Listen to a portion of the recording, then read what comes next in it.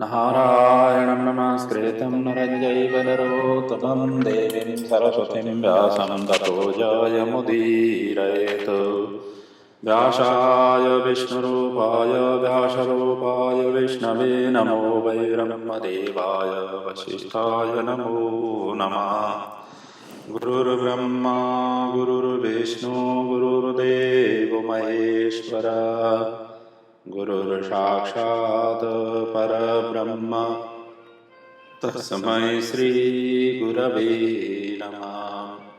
भक्तिभक्त भगवंत गुरु चतुर्नाम बपुएक, इनके पग बंधन किए नाशै विघ्न अनेक। बोलिए श्री भागवत भगवान की जय, पुराण पुरुषोत्तम भगवान की जय, श्री व्यासी महाराज की जय, श्री सद्गुरुदेव भगवान की जय। श्रीमद्भागवत ज्ञानमयी गंगा के अवगान करते हुए हम दशम स्कंद के उत्तरार्ध के भी अंतिम छोर में उपस्थित हुए हैं। कल तक की प्रसंग में हमने वसुदेव के द्वारा यज्ञ करना और यज्ञ से जो बचा हुआ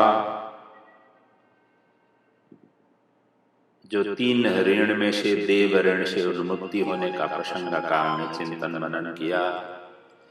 इसी क्रम में देवकी के द्वारा अपने पुत्रों को जो कंस के हाथ जन्म लेते ही मृत्यु को प्राप्त हुए थे, उनको दर्शन करने की लालसा पर भगवान श्री कृष्ण और बलराम जी ने उन पुत्रों को ला करके माता को प्रदान करना और माता की स्नेह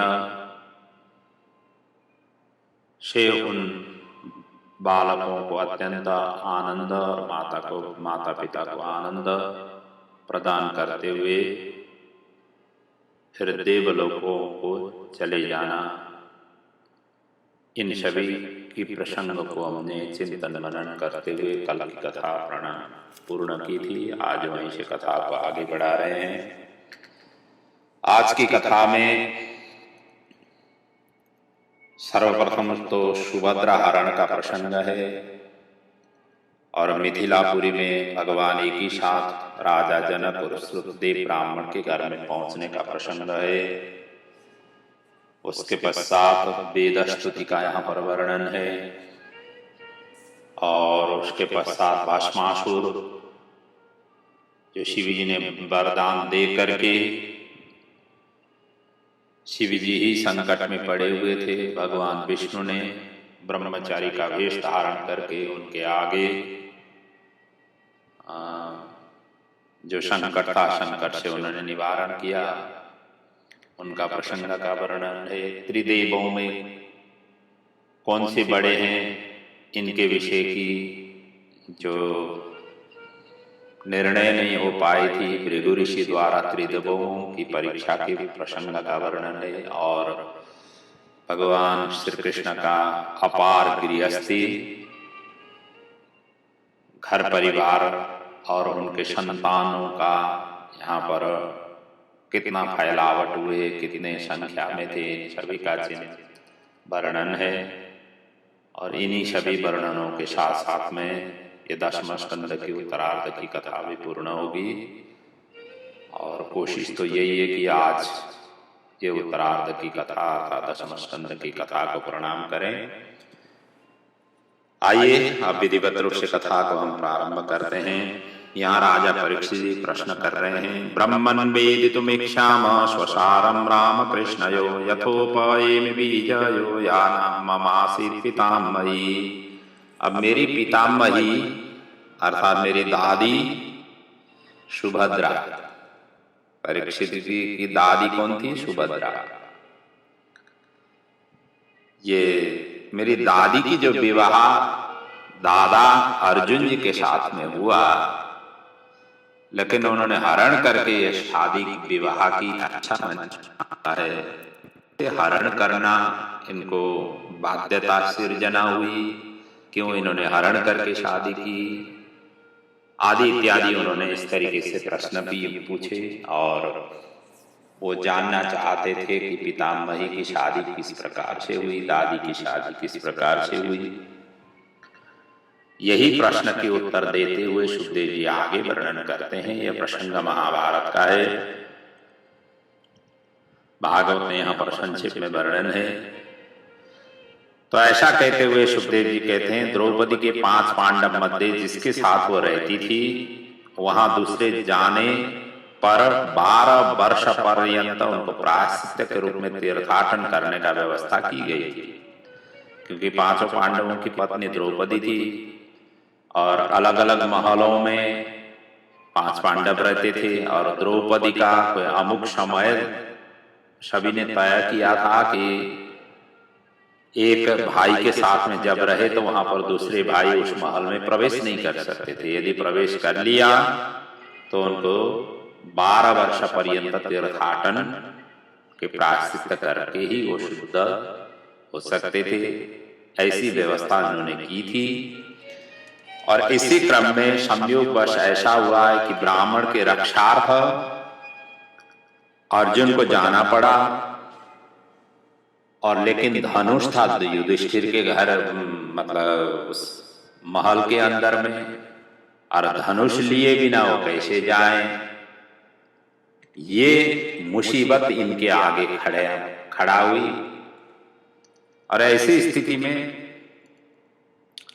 अर्जुन ने प्रायश्चित करने के लिए तत्पर हुए, लेकिन ब्राह्मण की रक्षा उनको ज्यादा महत्व दिखाई दिया। इसलिए युधिष्ठिर के महल में प्रवेश हुए धनुष लेने के लिए, और जैसे अंदर गए तो ये शर्त भंग हुए, और जाकर के उन्होंने ब्राह्मण की रक्षा तो की धनुष के द्वारा, परंतु शर्त भंग हुआ। और इसी के अनुसार अर्जुन तीर्थ यात्रा के लिए निकलना पड़ा, निकल गए। और यही यात्रा में अनेक तीर्थों में भ्रमण करते हुए प्रवास क्षेत्र में पहुंचे, जहां भगवान श्री कृष्ण अपने परिवारजन के साथ में द्वारिका में रहते थे। द्वारिका को प्रवास क्षेत्र कहा गया है।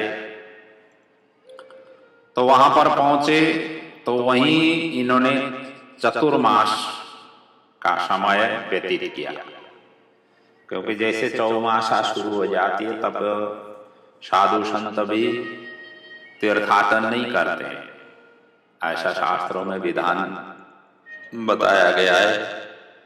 चतुर्मास के दरमियान में एक ही जगह में रह करके सारा साधना करनी चाहिए, ऐसे हमारे शास्त्रों ने वर्णन किया हुआ है। और इसी क्रम में अर्जुन वहां पर पहुंचे और आगे की तीर्थ उन्होंने चतुर्मास पर्यंत की समय में वहीं पर रह करके व्यतीत करने का उन्होंने निर्णय किया।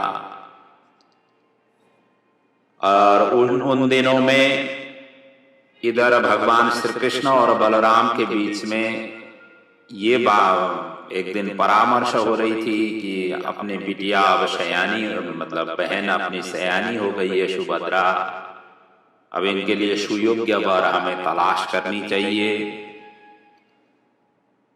हमारी दायित्व है, माता पिता भाई बंधु बांधव भी अपने घर परिवार की गृहस्थी के लिए ज्यादा चिंतित रहते हैं। तो इसी प्रकार ये जब वार्तालाप इन दोनों के बीच में कर रहे थे तो उसी समय बलदाव ने कह दिया कि हमने तो निर्णय कर चुके हुए हैं अपनी बहन की विवाह दुर्योधन से करने के लिए। अब इतना सुनते ही भगवान श्री कृष्ण अब थोड़े से चिंतित हो गए और दाऊ जी के आगे अपने ज्येष्ठ भ्राता हैं उनके आगे अब बहस कर नहीं सकते थे, और बहस कर लिया तो झगड़ा उत्पन्न होनी थी। और ये चाहते नहीं थे कि दुर्योधन को अपनी बहन की हाथ जो है ना दुर्योधन को दे दें। तो ये बड़े असमंजस में पड़े और उन्हीं दिन अर्जुन भी वहां पर थे। तो अब यहाँ भगवान श्री कृष्ण ने ऐसी लीला रची जिनके द्वारा अर्जुन को न केवल वो प्रायश्चित ही कर रहे हैं, तीर्थाटन ही कर रहे हैं, त्रिदंडी के रूप में वहां पहुंचे हुए हैं, क्योंकि कहा गया है अर्जुन का जो वेश था त्रिदंडी द्वारका मगात, त्रिदंडी के रूप में वहां पर पहुंचे हुए थे। भगवान ने अब ऐसी माया रची जिसके द्वारा अर्जुन को इतना दिव्यतम वेशभूषा धारण करने के लिए भगवान ने प्रेरणा की, ताकि इन सभी को ये सभी ज्ञात नहीं हुए कि अर्जुन ये है, केवल साधु के ही रूप में सभी पहचाने। इस तरीके से वेशभूषा बनाने के लिए उन्होंने प्रेरित किया और अर्जुन भी उसी रूप में प्रेरणा स्रोत बन करके भगवान के ही जैसे गाइडेंस कर रहे हैं, उसी हिसाब से यह वहां पर रहने लगे। और अद्भुत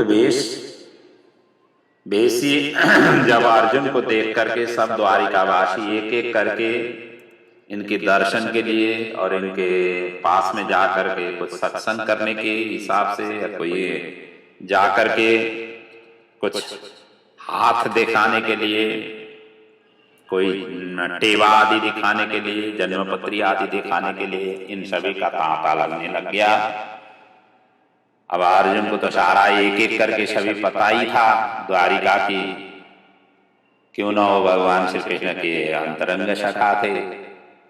द्वारिका की गली गली महल महल के सारा मोहल्ले मोहल्ले के उनको सारा कुछ पता था, हिस्ट्री सारा पता था। जो भी आ जाते थे उनको ऐसे देखा तो उनका सारा खानदान वो बता देते थे।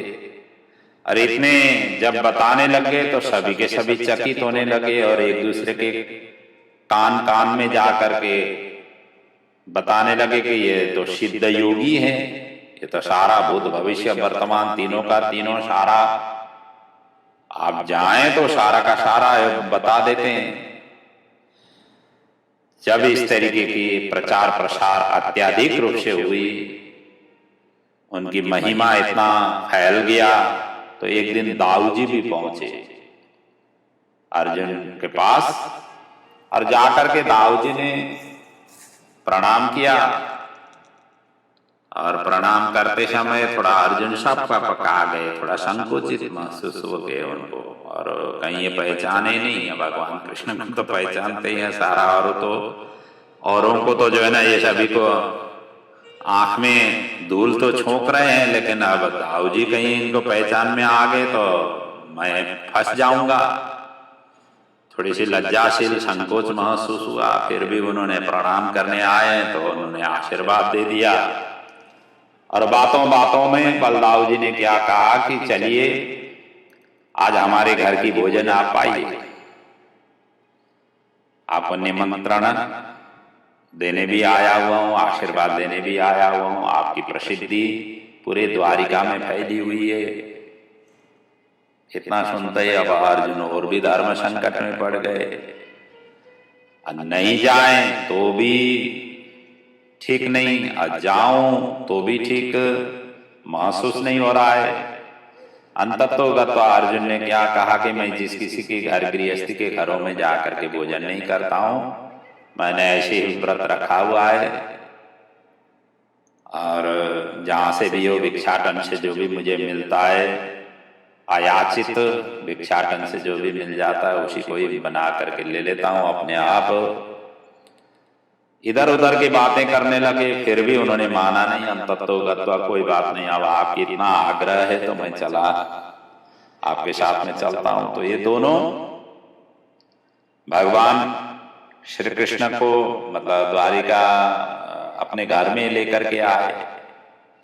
कृष्ण तो बहुत प्रसन्न हुए, और ये चाहते भी यही थे कि किसी भी तरीके से त्रिदंडी अपने घर में आए, आना जाना रहे, तभी तो जाकर के सुभद्रा थोड़ी सी पहचान पाएगी। भगवान श्री कृष्ण तो यही चाहते थे। और उनने जैसे बलदाऊ जी ने दुर्योधन के साथ में शादी करने के प्रस्ताव रखा था, उन दिनों से लेकर भगवान श्री कृष्ण बार बार सुभद्रा के पास में जाकर के अर्जुन की बखान करने लगे कि अर्जुन ऐसे हैं वैसे हैं। वो चाहते थे अर्जुन के साथ में शादी हो जाए, और दुर्योधन की जब जब प्रसंग आ जाती थी थोड़ी सी उनके ऊपर में नेगेटिव तरीके से वो वार्तालाप कर आकर के उनको मन जो है ना मोड़ अर्जुन की तरफ ज्यादा झुक जाए, और दुर्योधन से थोड़ा थोड़ा सा करके मन निकल जाए, इस तरीके की वो वार्तालाप करते थे। तो इससे थोड़ा थोड़ा सुभद्रा को अर्जुन के प्रति भाव होती है ना, जैसे शादी विवाह के प्रसंगों में बिटियाओं को यही तो होती है। कहीं किसी की गुणानुवाद सुने तो उनके पराक्रम आदि की वार्तालाप सुनने से थोड़ा सा उनके प्रति ज्यादा झुकाव होना ये स्वाभाविक ही है, और यही चाहते थे भगवान श्री कृष्ण। उसी तरीके से इनकी झुकाव उन्होंने कर दी।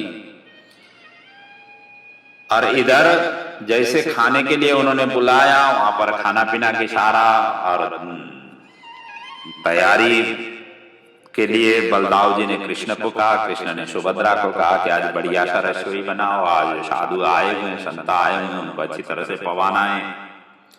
सुभद्रा जाकर के रसोई में तैयार नाना व्यंजन बनाने प्रारंभ की, और तब तक में और ऐसे सिद्ध साधु हैं तो हम भी उनसे थोड़ा सत्संग कर लें। ऐसा कहते हुए दाऊ जी ने कहा कि आओ तुम ही सत्संग कर लो, मैंने तो निपटा लिया है। मैं तो इनसे वहीं से जहाँ ठहरे हुए थे वहीं आशीर्वाद दे करके इनसे सारा कुछ आशीर्वाद दे करके तो मैंने तो लाया हुआ हूँ, अब आप ही संभालो। ऐसा कहते हुए दाऊ जी तो निकल गए, और भगवान श्री कृष्ण भी यही चाहते थे। और इधर जो है ना थोड़ी देर तो उन्होंने सत्संग की, फिर अंतःपुर में लेकर के गए ताकि सुभद्रा भी ये देख सकें। इस तरीके से उन्होंने मिलन करा दिया।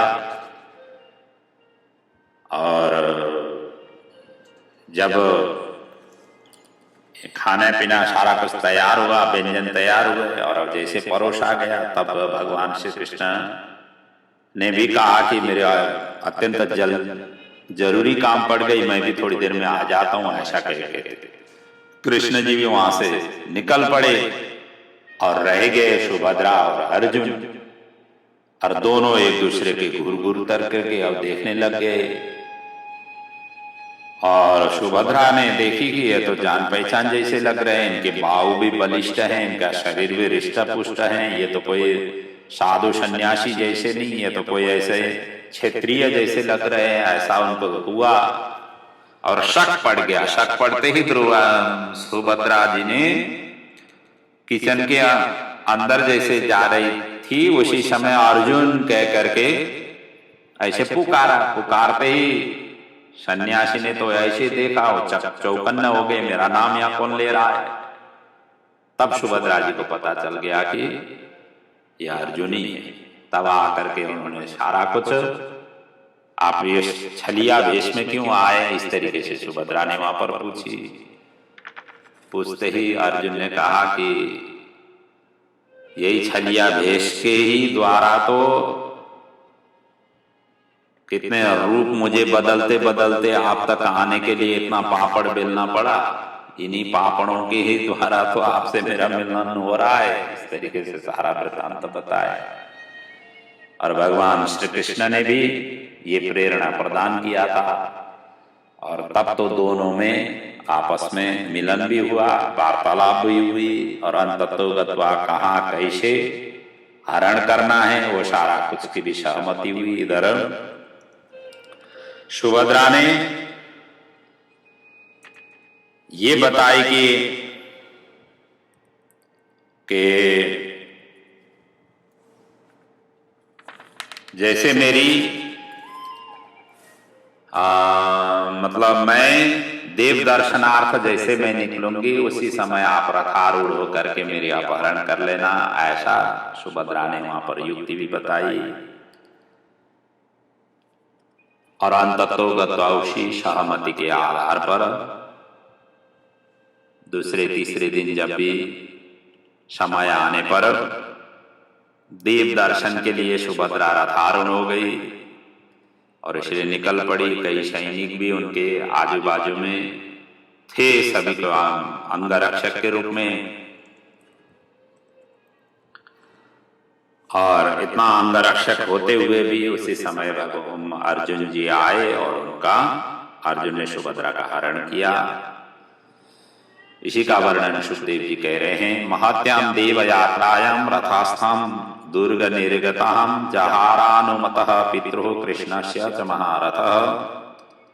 और जैसे उन्होंने हरण कर लिया, देख करके योद्धाओं ने अर्जुन को घेरा, परंतु सबका सब निष्फल हुआ। गांडीव धारी तो है ही है, आपने धनुष की टंकार उन्होंने प्रदान किया।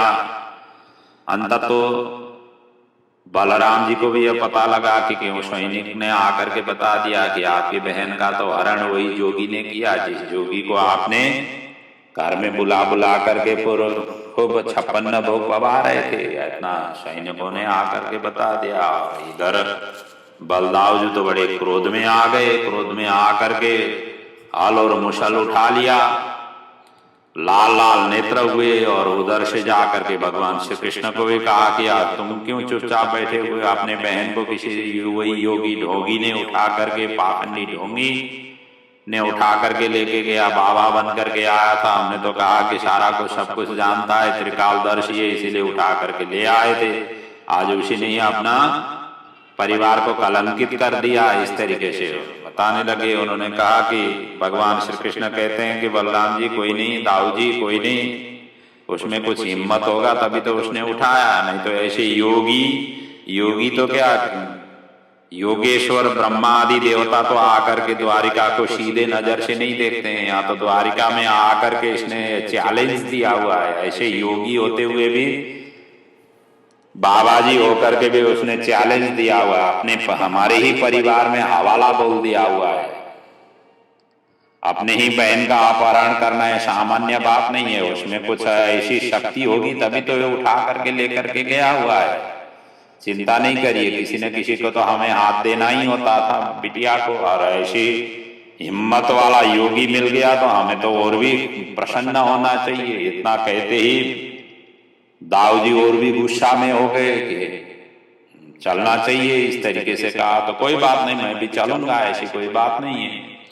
परंतु अब इन्होंने हरण किया हुआ है, कि उन्होंने हरण किया हुआ है तो पहले तो देखें, निर्कोल तो करें। ऐसा कहते हुए ये निकल पड़े, इनके पीछे लग गए।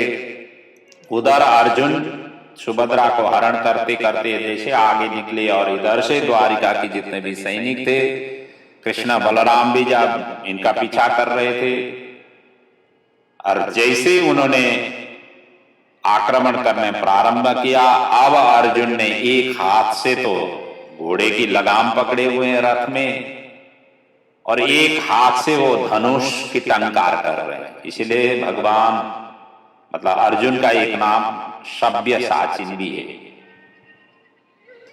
सव्यसाची अर्जुन का नाम है, क्योंकि एक हाथ से उन्होंने धनुष, सामान्यतः क्या होता है कि 2 हाथ चाहिए एक धनुष को चलाने के लिए, लेकिन ये एक ही हाथ से धनुष चला सकते थे, और एक हाथ में घोड़े की लगाम थी।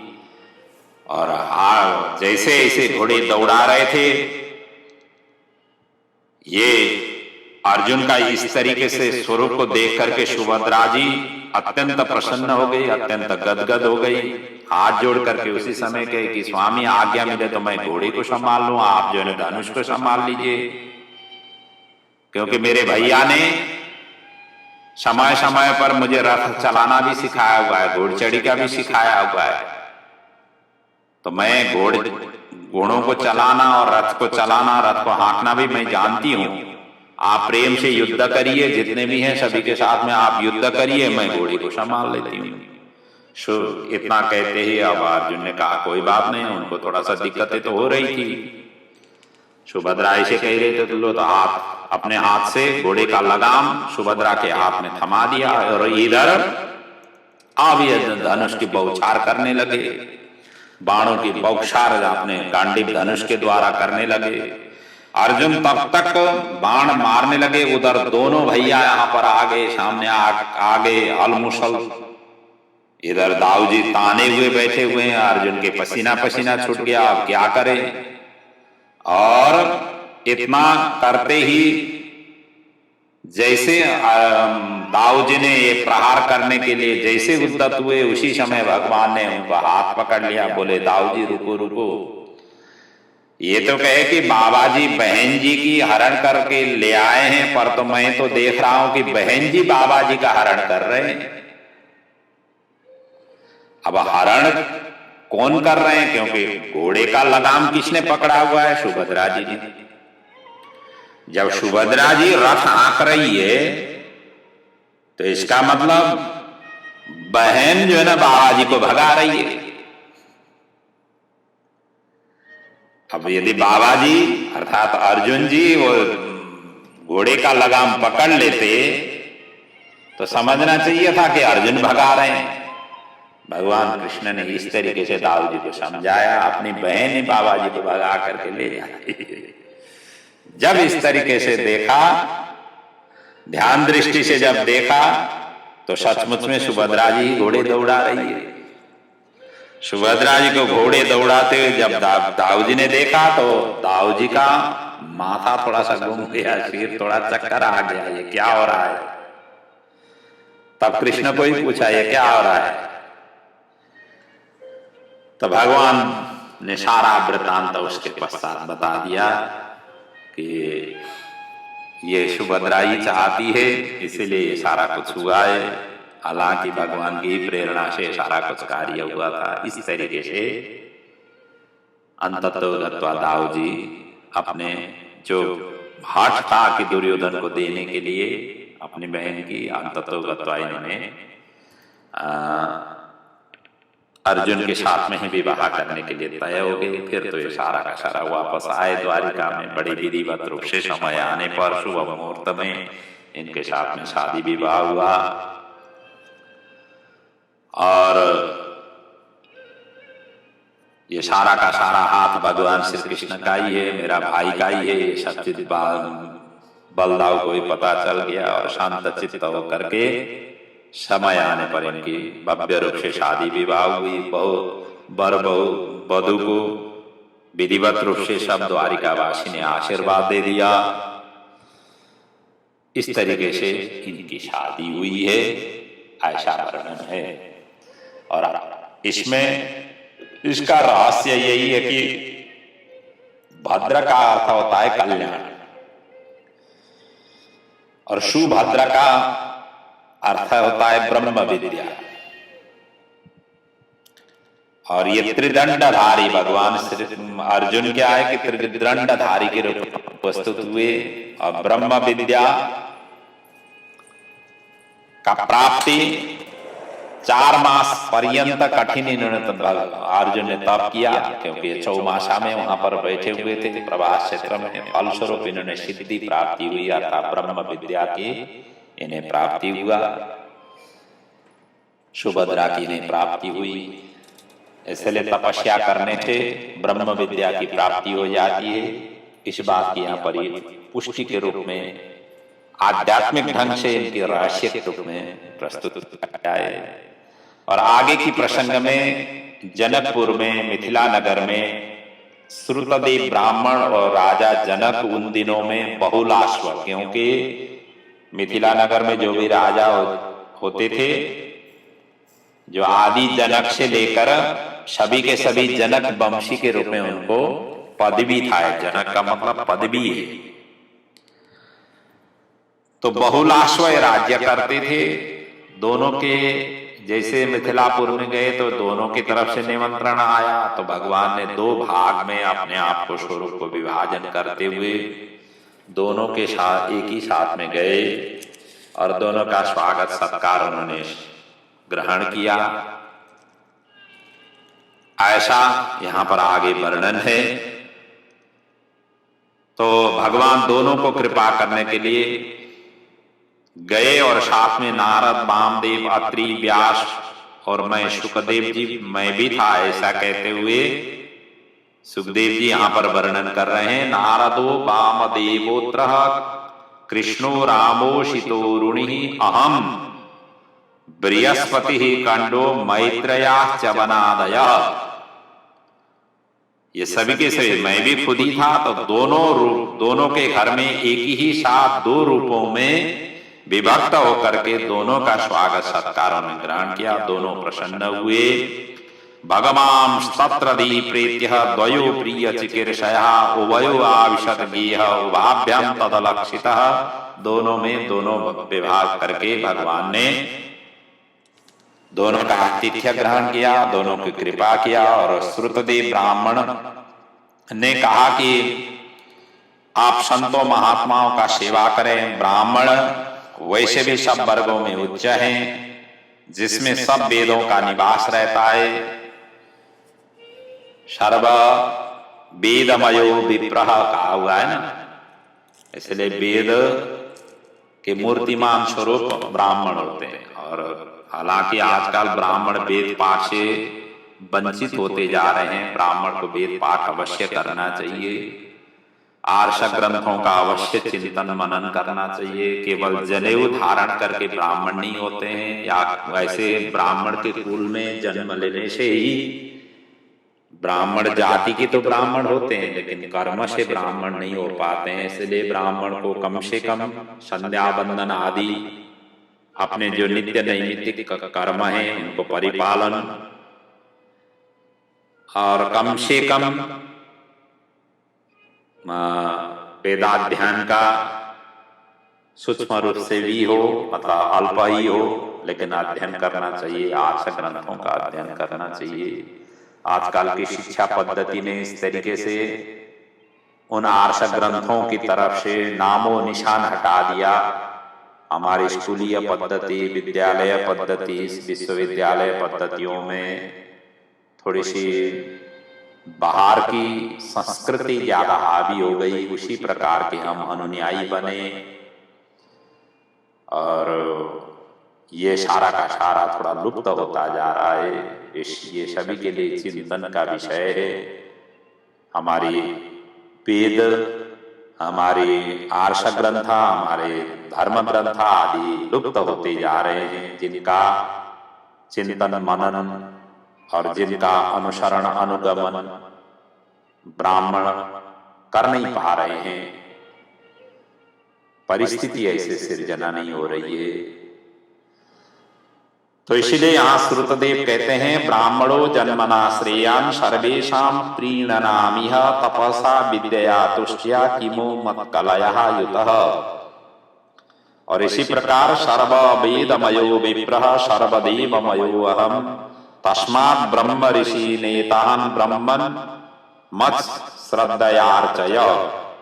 इस प्रकार भगवान ने अपने भक्तों का सन्मार्ग के उपदेश दे करके पुनः यह तत्व गत्वा सभी के सभी द्वारिका वापस आए। इस प्रकार की वर्णन है। आगे श्रुति द्वारा परब्रह्म श्री कृष्ण का स्तवन का प्रसंग का वर्णन है।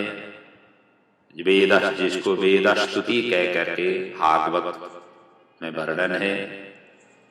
राजा परीक्षित जी यहाँ पर प्रश्न कर रहे हैं, हे ब्रह्मन, ब्रह्मन् ब्रह्मण्य निर्देशे निर्गुणे गुणवृत्तया कथम चरन्ति श्रोताय साक्षात् दशता परे। आपने बताया कि वेद ब्रह्म परक है, इसमें कुछ संदेह मुझे हुआ है, क्योंकि शब्द रूप वेद निराकार ईश्वर को निर्गुण ब्रह्म का प्रतिपादन कैसे करते हैं, क्योंकि वेद तो शब्दमय स्वरूप में है, और निराकार निर्गुण ब्रह्म को कैसे वो प्रतिपादन करते हैं, कैसे उनको जगाते हैं, कैसे उनको पुकारते हैं, ये मुझे संदेह है, आप बताएं। तब सुखदेव जी कहते हैं, राजन, आपने उत्तम प्रश्न किया। भगवान का दोनों ही रूप है, एक सगुण है और दूसरा निर्गुण, जो ब्रह्म का साक्षात्कार प्रतिपादन करते हैं। एक समय नारद जी नरनारायण दर्शन करने बद्रिकाश्रम में पहुंचे। वहां सनक आदियों ने ज्ञान सत्र उनकी चर्चा वहां पर हुआ था। सनंदन उस समय वक्ता के रूप में थे, और बाकी 3 मुनि श्रोता बन करके श्रुति विषयक चर्चा वहां पर हुई थी।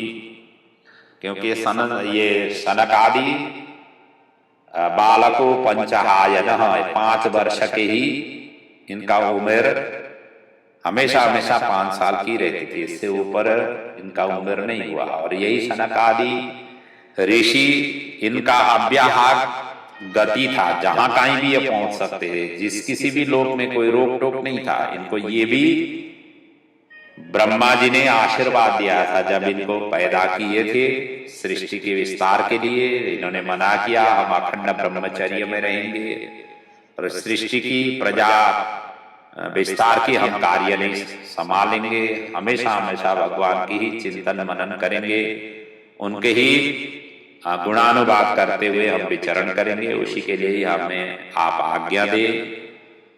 और इन्हीं सनकादियों ने ही सारा का सारा सभी ग्रंथों का सर्वप्रथम उपदेश दिया हुआ है। भगवान से पहले भगवान से इन्हें ज्ञान प्राप्त हुआ और सभी को इन्होंने ही उपदेश दिया हुआ है।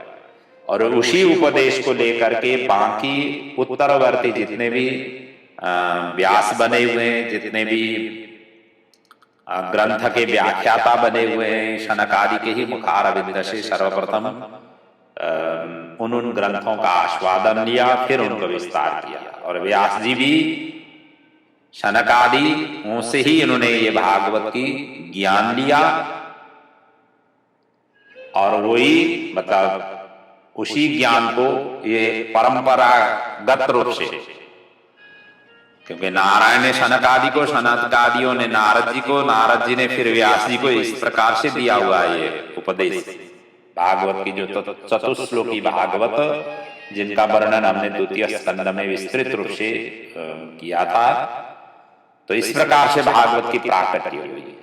तो ये ऐसे हैं और यही सनकादि ही है जिनको एक बार भगवान के वैकुंठ लोक में जब प्रवेश करते समय जय विजय ने रोका था।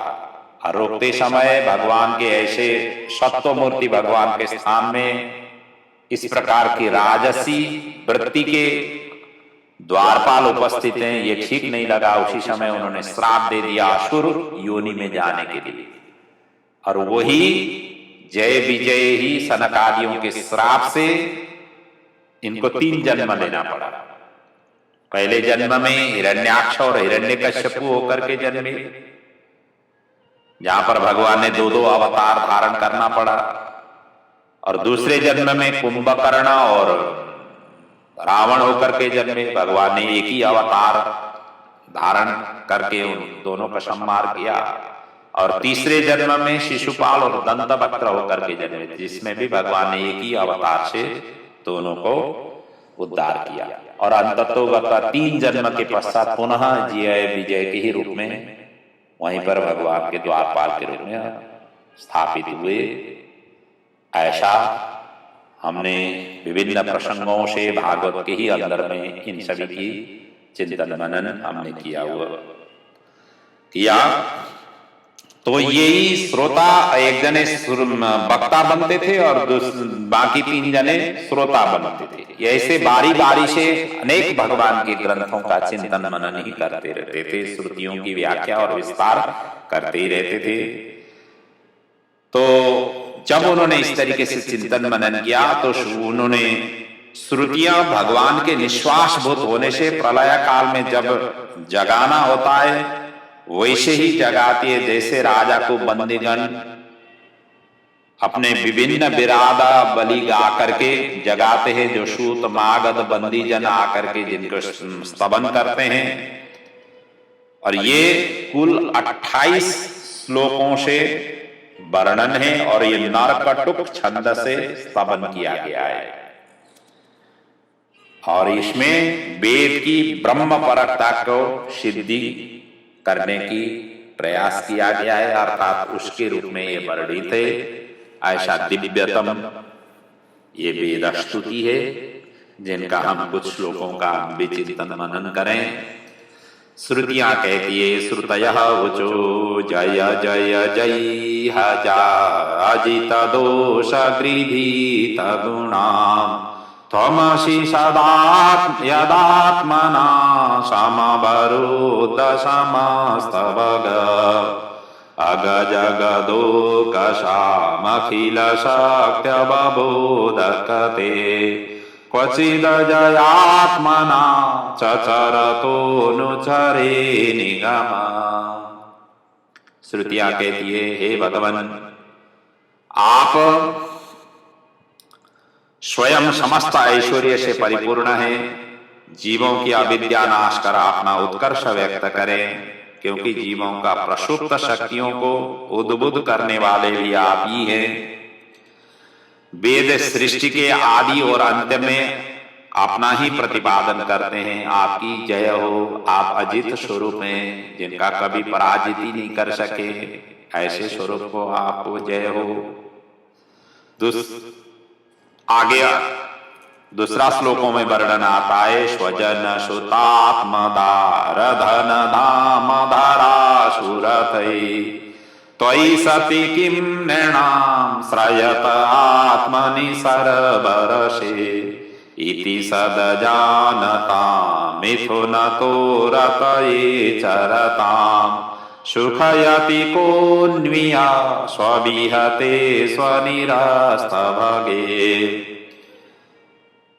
हे प्रभु, आपकी भक्ति प्राप्त होने पर संसार से निवृत्त करने वाला वैराग्य भी सहज में ही प्राप्त हो जाता है, क्योंकि भगवान की एक बार भक्ति प्राप्त हुई तो संसार से वैराग्य प्राप्ति हो जाती है। फिर उस समय संसार जो हमें बंधन के कारक है, स्त्री पुत्र धन आदि, ये सभी की सभी कामना, इनके प्रति की कामना, इनके प्रति की आसक्ति नहीं रह जाती है, वह आप पर ही निर्भर रहता है। आगे के श्लोक में वर्णन करते हैं, यदि न समुदरन्ति यतयोरिति काम जटा दुरधिगमो शतां हृदि गतो स्मृत कंठमणि आशुतृपयोगिना उभयतोऽप्यसुखं भगवन् ननुपगतान्तकादनाधिरूढ़पदादभवत। हे प्रभु, आपके कृपा के बिना संन्यास लेने पर भी यह अविद्या मिट नहीं पाती है। मान प्रतिष्ठा और भोग विलास की कामनाएं उसके मन में बनी ही रहती है, जिससे उनका उभय लोक से पतन हो जाता है। अतः वैराग्य होने पर ही संन्यास लेना चाहिए। अल्प विद्या भयंकरी कहा गया है ना। जब तक अपरिपक्व अवस्था हो तब तक कोई भी कार्यों में हाथ नहीं डालना चाहिए। संन्यास भी यहाँ पर कहा गया है। जब पूर्ण रूप से वैराग्य हो, पूर्ण रूप से अनासक्त हो, पूर्ण रूप से निरहंकार हो, तब जाकर के संन्यास धर्म में प्रविष्ट होना चाहिए। और कुछ तो इधर आसक्ति है संसार की तरफ, घर परिवार की मोह है, ममता है, वासनाएं हैं, और संन्यास लेने के लिए चल पड़े तो हो सकता है अपना संन्यास धर्म आप पूर्ण रूप से अदा नहीं कर पाए, बीच में ही आप फिसल जाएं। और ऐसे फिसल जाना और भी कठिन स्वरूप माना गया है। कोई भी कार्यों में आप जाने से पहले थोड़ा सोच समझ करके आगे बढ़ना चाहिए। तो ये श्रुति एक तरह से देखा जाए तो ब्राह्मी उपनिषद है। ये समस्त वेद वेदांत पुराण इन सभी का सार है श्रुति में। इसे धारण कर पृथ्वी में पर्यटन करना चाहिए जो सन्यासी वृत्ति में, क्योंकि भागवत जो स्वयं परमहंसियों का ग्रंथ है और श्रुतियों का आश्रय लेकर के संसार में विचरण करना चाहिए। नारायण ने नारद जी को उपदेश दिया, नारद जी ने मेरे पिता व्यास जी को सुनाया, और जो मैंने आपको सुनाया, ऐसा कहते हुए संक्षेप में यहाँ पर सुत जी मतलब सुखदेव जी परीक्षित जी को श्रवण करा रहे हैं और अंतिम में बता रहे हैं कि इसका निचोड़ यही है कि तपंतु तापये प्रपतंतु पर्वतान् दहन्तु तीर्थानि पठन्तु चागमान् यजन्त यागिर्विवदन्तु बाधिर्हरिर्विना नैव मृतिं तरन्ति। तो कहते हैं चाहे पंचाग्नि में तप करें पर्वत से नीचे गिर पड़े, चाहे तीर्थाटन करें, चाहे वेदों का अध्ययन करें, चाहे यज्ञ करे, चाहे शास्त्रार्थ करे, किंतु भगवान के शरण में पहुंचे बिना प्राणी इस मृत रूपी संसार समुद्र से पार नहीं हो पाता है। ये न केन प्रकारेण भगवान के शरण में जाना है। इसीलिए श्रुति की अंतिम में कहा गया है, ध्यायेत् अजस्रं हरिं तम कैवल्य निरस्तयोनिमभय ध्यायेत् अजस्रं हरिं। किसी भी तरीके से भगवान की चरणारविंद में अजस्रम मतलब अटूट रूप से अपना मन लगे, उनका ध्यान कर सके। कई लोगों को आंख बंद करने पर संसार आ जाता है। भगवान तो माला लेकर के जैसे बैठ जाते हैं ना, आंख बंद करके भगवान के नाम कोई भी हो, राम राम हो, कृष्ण कृष्ण हो, कोई भी बीज मंत्रों का, नाम मंत्रों का जाप करने के लिए बैठे हुए हैं, आंख बंद किए हुए हैं, सारा का सारा संसार उसी समय आ जाती है। जो नहीं सोचे हुए हैं वही सब चीज आ जाती है। अमुक कहाँ पहुंचा हुआ है, अपने संतानों की, अपने परिवार की, अपने कारोबार की, क्योंकि आसक्ति उन चीजों में ज्यादा, जिस चीजों में ज्यादा डीपली आसक्ति है, उसी चीजों की ही सबसे पहले, सेकेंड, थर्ड ऐसा करते हुए हमें माला फेरते समय दिखाई देता है। इसलिए एक दो बार ऐसे परीक्षा भी करनी चाहिए। माला लेकर के कौन सी चीज सबसे ज्यादा पहले दिखाई देती है, समझना चाहिए उसमें सबसे ज्यादा हमने आसक्त वासना उसके अंदर में है। एक तरह से परीक्षा भी हो जाती है। इसलिए माला फेरते समय लोगों को इतना जल्दी भगवान, जिस भगवान के नाम ले रहे हैं उस भगवान का स्वरूप तो आता ही नहीं। तो श्रुतियों की अंतिम प्रार्थना किसी कवि ने इस प्रकार से वर्णन किया हुआ है, जय जय सदा परिपूर्ण देव दया निधे माया हरो, यह जीव हे असमर्थ न में शक्ति सचरित्र करो, हम आदि मध्य तथांत में यस आपका ही गारही, करती सदैव नमो नम परनाथ पार न पारही। अनवरत रूप से हम प्रणाम कर रहे हैं, फिर भी हम पार नहीं पा रहे हैं, ऐसा श्रुति वेद स्तुति का भाव है। अब इसको यहीं पर प्रणाम करते हुए आगे की प्रसंग में हम प्रवेश कर रहे हैं। अब यहां पर वृक नाम का राक्षस, जो भस्मासुर से प्रसिद्ध है पुराणों में, इनकी कथा का वर्णन है। शिवजी इन्हीं के ही द्वारा संकटावस्था में प्राप्त हुए थे। भगवान विष्णु ने इनका संहार किया और इसी का चिंतन मनन अगले प्रसंग में है। परीक्षित जी ने यहाँ पर प्रश्न किया, देवासुर मनुष्येषु ये भजन्त शिवम शिवम प्रायस्ते धनिनो भोजान्नतो लक्ष्म्यापतिं हरिं। वो कहते हैं,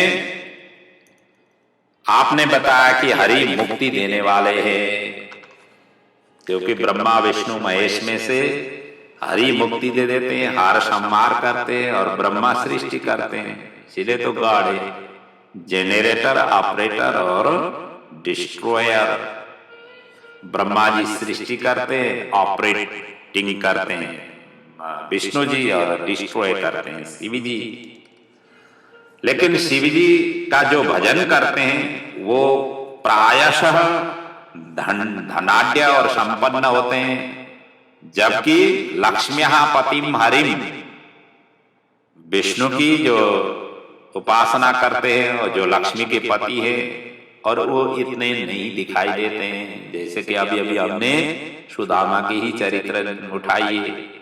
भगवान विष्णु के अनुयायी, कृष्ण के अत्यंत प्रिय सखा, फिर भी जो ने इनके घर कितना दरिद्रपन का हमने चिंतन मनन किया। तो सुखदेव जी कहते हैं कि ये दोनों ही सगुण और निर्गुण स्वरूप हैं। दोनों को एक ही स्वरूप में, दोनों ही भोग और मोक्ष देने वाले हैं। ऐसा नहीं है कि हरि ही मोक्ष दे देते हैं, भगवान भोलेनाथ भी मोक्ष प्रदान करते हैं, दोनों ही पालन भी करते हैं, दोनों ही उद्धार भी करते हैं, दोनों के अभिन्न स्वरूप में। क्योंकि भगवान विष्णु ही शिव है, शिव ही विष्णु है। वैष्णवानाम यथा शंभो, वैष्णवों के तो आचार्य है शिव जी। तो ये अभिन्न स्वरूप में पुराणों में दोनों उपास्य और उपासक का वर्णन है। कहीं शिव जी कथा करते हैं तो विष्णु जी श्रवण करते हैं, कहीं विष्णु जी कथा कर रहे हैं तो शिव जी श्रवण करते हैं, कहीं विष्णु जी ने हाथ डाला तो शिव जी सहायता करने पहुंच जाते हैं, कहीं शिव जी ने हाथ डाला तो विष्णु जी सहायता करने पहुंचते हैं। ऐसा है, बड़े अन्योन्याश्रित संबंध है इन दोनों का। और जितने भी भगवान विष्णु की अवतार हुई वहां किसी न किसी रूप से भगवान भोलेनाथ का भी सहायता प्रदान करने के लिए अवतार हुए हैं। तो इस तरीके से यहाँ पर इनका चरित्र है।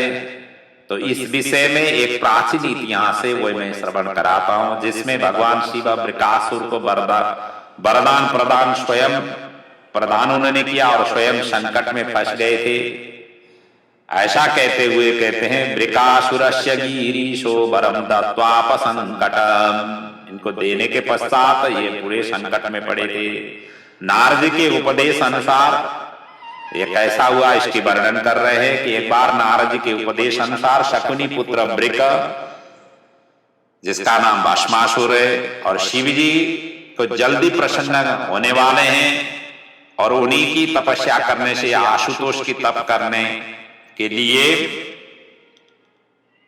उनसे ही दीक्षित होकर के केदार क्षेत्र में पहुंचे और अपने अंग काट काट करके वो मांस की अग्नि में आहुति प्रदान करने लगे। और इस प्रकार से पहले तो तपस्या की, तपस्या से शिव जी प्रसन्न नहीं हुए, अंततोगत अपना ही मांस काट करके जब देने लगे और छठवां दिन पर्यंत इन्होंने दिए, फिर भी शिव जी प्रकट नहीं हुए। और सातवें दिन जैसे प्रविष्ट हुआ, सोचा कि आज तो मैं अपना शिर ही छेदन करके अग्नि में समर्पित करूं। और जैसे सिर छेदन करने के लिए तलवार उठाया, उसी समय शिव जी प्रकट होकर के उनको रोका और शिव जी के स्पर्श से इनका जो विदीर्ण हुआ शरीर था वो भी पूर्ण हृष्ट पुष्ट हुआ। और उन्होंने शिव जी ने कहा कि आप वरदान मांगो। तब उन्होंने कहा कि वरदान मेरे लिए तो यही है कि यस्य यस्य करम सृष्णम दास्ये सम्रियतामिति। यस्य यस्य करम सृष्णम, मेरा हाथ जिसके भी सिर में रखूं वो सारा का सारा भस्म हो जाए। और तपस्या करके यदि बल, तपस्या जनित जो फल है वो विनाश की ओर जा रही है, तो उनका तो विनाश बाद में होगा। मतलब जिनके लिए विनाश के लिए यदि तपस्या कर रहे हैं, किसी का संहार के लिए तपस्या कर रहे हैं, किसके अविचार के लिए आप तपस्या कर रहे हैं, तो फलदायी नहीं होता है। तपस्या का अर्थ होता है आपका कल्याण। और दूसरा का संहार करने के लिए तपस्या कर रहे हैं तो वो स्थायी नहीं हो पाता है, वो खुद ही नाश हो जाता है। और इसकी भी ये चरित्र का वर्णन है। यहाँ उन्होंने यही मांगा, जिसके सिर में हाथ रखूं वो सारा वो तुरंत ही भस्म हो जाए। और शिव जी तो भोले वाले ही है, औदार दानी है, और वो जो भी आकर के मांग लेते हैं उन सभी को प्रदान करने का उनका स्वरूप है, किसी को मना नहीं करते हैं। और भगवान भारी ये है कि थोड़ा सा वो निरीक्षण परीक्षण करके ही उनको आशीर्वाद दे देते हैं, मतलब वरदान दे देते हैं। फर्क कितना है, इसीलिए तो शिव जी को भोले बाबा कहते हैं। भोला स्वरूप होने से उनका भोले बाबा उनको कहा हुआ है, भोले स्वरूप होने से। और भगवान विष्णु को भोले विष्णु को ही नहीं कहते। तो इसलिए शिव जी ने तथास्तु कह दिया। तब परीक्षार्थ के लिए ऐसे देखा कि उनके ही बगल में बैठी हुई अपने इतने सुंदर माँ जगदम्बिका और उसी समय गौरी हरण लालसा, यदि मैंने शिव जी को भस्म कर दिया तो गौरी अपनी हो जाएगी, मां पार्वती अपनी हो जाएगी। यही सोच करके वो परीक्षा के लिए शिव जी के ही सिर में हाथ रखने के लिए अब दौड़ पड़ा। और शिव जी अब उसके पश्चात तो अपने ही वर दिए हुए वर से ही अब संकट में उपस्थित हुए और भागने लग गए। और भागते भागते कहाँ नहीं गए, सब तरफ भागने लगे, दिशा विदिशा सभी तरफ दौड़ने लगे। और इसी क्रम में पहाड़ों की कंदराओं में गुफाओं में जाकर के भगवान भोलेनाथ इधर से उधर भागते ही रहे। और इसी क्रम में एक नेपाल में हलेसी महादेव करके हैं, अत्यंत प्रसिद्ध तीर्थ स्थल है। वहां गुफाओं के अंदर में आज भी किंवदंती यही है कि ये भस्मासुर ने पीछा करने पर शिव जी उन गुफाओं में दौड़ पड़े। और जो आज भी वो उस गुफाओं में भगवान शिव जी की विभिन्न छटाओं की दर्शन और पत्थरों में, और बड़े श्रद्धालु दूर दूर से देश विदेश से वहां पर श्रद्धालु पहुंचते हैं उनका दर्शन करने के लिए, उन गुफाओं के दर्शन करने के लिए। अत्यंत विचित्र स्वरूप है। और कभी ऐसे मौका लगे तो हलेसी महादेव की दर्शन करने के लिए अवश्य पहुंचे, पशुपति के साथ साथ में इनका भी दर्शन हो। तो ये वहां पर ऐसे गए और ब्रह्मादि देवता देखते ही रह गए। और ऐसी संकट अवस्था जब सिर्जना हुई, भगवान विष्णु ने अब ब्रह्मचारिणी का भेष धारण करके वृकासुर के आगे उपस्थित हुए और वृकासुर से कहने लगे, आप तो थके हुए लगते हैं, क्या कारण है आपका? अरे बड़ी एकदम भगवान विष्णु में ये वाणी बड़ा कुशलता भी है, बोलने की जो शैली है भगवान विष्णु में बड़ी सौहार्दपूर्ण वातावरण से वाणी प्रस्फुटन करते हैं। तो वृक्ष ने सब बात उन्होंने बता दिया और शिव जी का वरदान का के विषय में सारा उसने वृतांत बताया। तब ब्रह्मचारी विष्णु ने कहा कि शिव जी ने आपको झूठ बोला हुआ है। तो कभी कभार ये जो है सभी आप जो है सभी के सभी बातों में आ गए, उन्होंने तो ये झूठ बोला हुआ है, आप तो उनके बातों में आ गए। और आप ही समझ लीजिए दक्ष के श्राप से वह पिशाच भाव को प्राप्त हुए, भूत प्रेत का राजा होकर के स्मशान में रहते हैं। यदि आपको विश्वास नहीं हो तो उन्होंने दिया हुआ वर के क्यों आप ही खुद ही परीक्षा नहीं करते हो? अपने सिर में हाथ रखो, आपको पता चल जाएगा तुरंत ही। ऐसा कहते हुए भगवान विष्णु ने उनको कहा, यदि बाहरस्तत्र विश्राम्भो दानवेन्द्रो जगत गुरु तर्यन्नाशु स्वशीरसि हस्तम न्यस्त प्रकीयताम। यदि आप विश्वास नहीं है तो अपना हाथ ही सिर पर रखो। भगवान के ऐसे मोहनी युक्त वाणी से सुन करके ब्रह्मचारी विष्णु की वाणी से वृकासुर ने सिर में तुरंत ही हाथ रख लिया और हाथ रखते ही स्वयं भस्म हो गया। इससे देवगण प्रसन्न हुए, पुष्प वृष्टि हुआ आकाश से, शिव जी का संकट दूर हो गया, गंधर्व गाने लगे, अप्सराएं नाचने लगी। पापियों को पाप से ही मारा जाता है। जो मनुष्य इस संकट मोचन शिव जी की कथा सुनता है, सुनाता है, उससे भी कोई संकट नहीं आता और सारा संसार सागर से मुक्त हो जाता है। इस प्रकार की वर्णन है। और आगे की प्रसंग में भृगु जी द्वारा त्रिदेवों की परीक्षा का वर्णन है। और आगे भगवान श्री कृष्ण का अप्राकृत लीला विहार का वर्णन का प्रसंग है। इन सभी की चिंतन हम अगले कथा में वर्णन करेंगे। आज का कथा यहीं पर हम पूर्ण कर रहे हैं। प्रभु सभी प्रकार से मंगल करे। भागवत की कथा आपके जीवन में पूर्णतः रूप से आशीर्वाद के रूप में आपके घर परिवार में प्राप्त हो, आपके जीवन के लिए प्राप्त हो, आपके संतति के लिए प्राप्त हो और आपका जीवन सुमधुर रहे, समृद्धिमय रहे, ऐश्वर्यमय बने।